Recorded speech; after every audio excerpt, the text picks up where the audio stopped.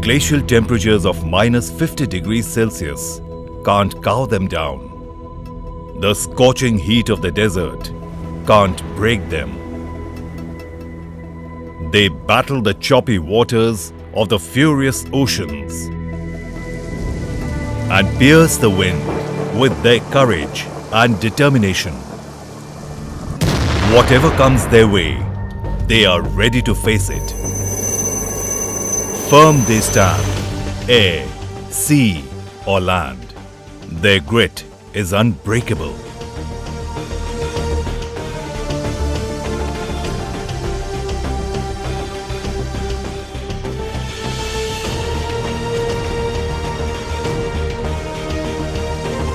In the 70 years of India's independence, you have decimated every threat to the nation.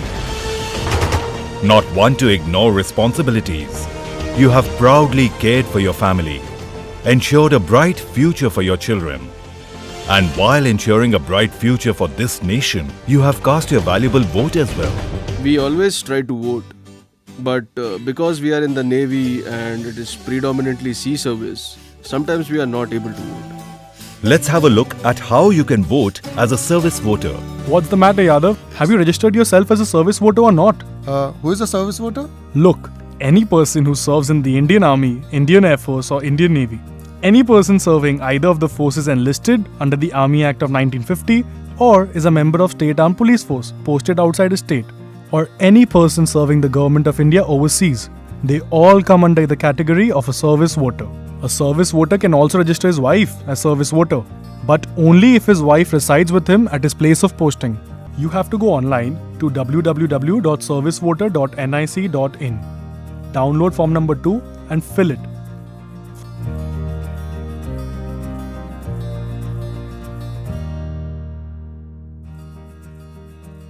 After filling the form and declaration, you can submit it to either your record officer or your unit officer. You can also cast your vote through a proxy voter. What do you mean by a proxy voter? It means that you can nominate someone to vote on your behalf. Also, if you get posted at any peace station, then you can enroll yourself as a general voter in that constituency itself. Okay, tell me this. How do we cast our vote after getting registered? To understand this in detail, you have to meet JCO Saab. I'm going there. Want to come along? Yes, definitely. Come on. It consists of a postal ballot paper and this Form 13A. That is the declaration by the elector. Along with this, there are two envelopes. One of them is 13B, which is the smaller envelope, and the other is 13C, which is the bigger one of the two. On the ballot paper, put a tick mark against the candidate you want to vote for, then fold the ballot paper and put it inside the smaller envelope. You have to fill Form 13A. That is the declaration by the elector. Fill it, sign it, and get it attested by your commanding officer. Then put this Form 13A in the bigger envelope along with the smaller envelope. Election Commission is now making provisions to deliver the postal ballot to us electronically. This is called ETPB or e-postal ballot that will save the postal transit time and our votes will reach the returning officer on time.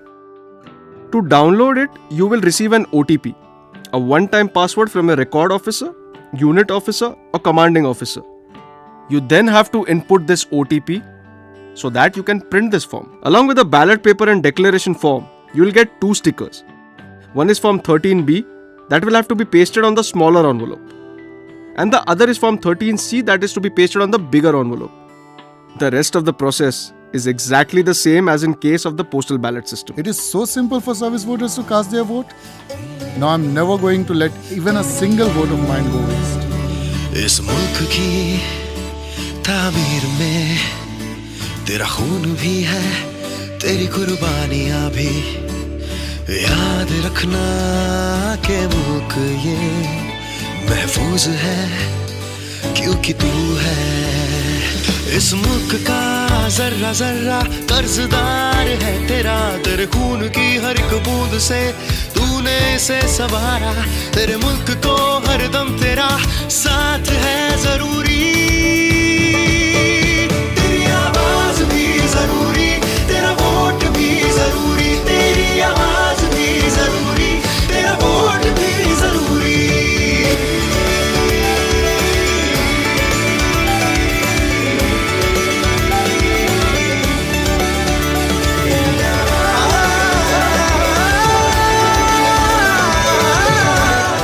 All service voters can register online at www.servicevoter.nic.in. You can also register offline by downloading the form from the above website.